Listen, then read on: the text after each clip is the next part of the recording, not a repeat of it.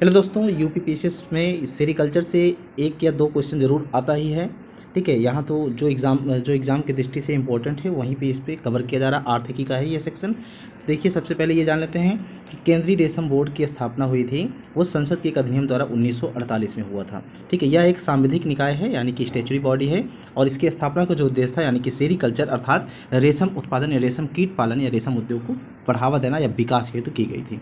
ठीक, यह वस्त्र मंत्रालय भारत सरकार के अधीन या नियंत्रण काम करता है। ठीक है, वस्त्र मंत्रालय भारत सरकार के प्रशासनिक नियंत्रण पर यह कार्य करता है। तो आइए हम देख लेते हैं कि शहतूत रेशम उत्पादन में शीर्ष 5 राज्य कौन कौन से हैं। तो शीर्ष 5 शहतूत रेशम उत्पादन में टॉप पर है कर्नाटक और दूसरे पे है आंध्र प्रदेश और तीसरे पे है पश्चिम बंगाल, चौथे पे तमिलनाडु और पाँचवें पे महाराष्ट्र है। इसका हम अगर देखें परसेंटेज वाइज पे तो सबसे ज़्यादा देखिए यहाँ पर कर्नाटक पे 44.1% और फिर 31.5% आंध्र प्रदेश में और 44.1% कर्नाटक में। बाकी अन्य राज्यों में देखिए पश्चिम बंगाल में 9%, तमिलनाडु में 8.5% और महाराष्ट्र में 1.6%, बाकी अन्य जो है 5.3%। ध्यान रखना है कि शहतूत रेशम उत्पादन में सबसे पहला राज्य कौन सा है, कर्नाटक है, दूसरा है आंध्र प्रदेश है। इसी तरह आगे है कि तसर रेशम उत्पादन शीर्ष 5 जो राज्य हैं उसमें झारखंड पहले पे है, दूसरा है छत्तीसगढ़, तीसरा है उड़ीसा और चौथा है बिहार और पांचवा है पश्चिम बंगाल।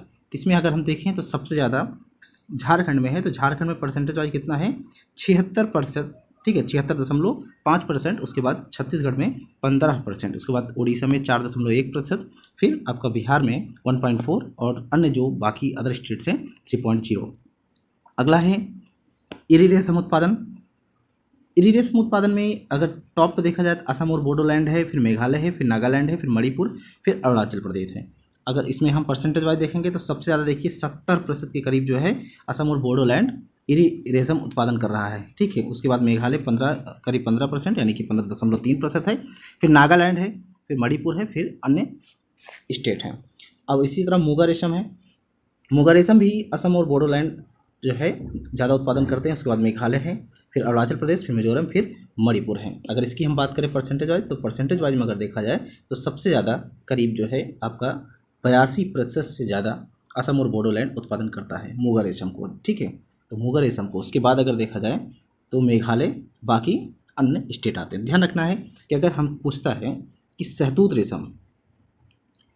रेशम जो है ये आपका सिर्फ कर्नाटक में है और जो तसर रेशम सिर्फ आपका झारखंड में है।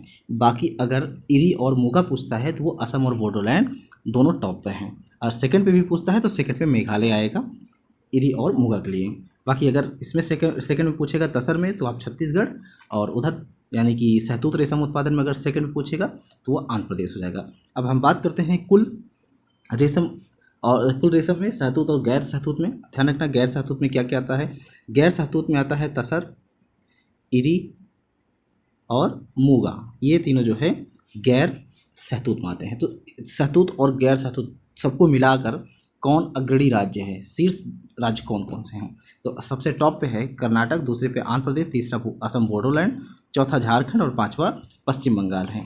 तो अगर हम परसेंटेज वाइज बात करते हैं सबसे ज़्यादा अगर परसेंटेज में देखिए तो 31% के करीब जो है कर्नाटक है और 22% के करीब आंध्र प्रदेश और असम बोडोलैंड 14.8% और इसी तरह झारखंड, पश्चिम बंगाल, तमिलनाडु, मेघालय और अन्य राज्य हैं।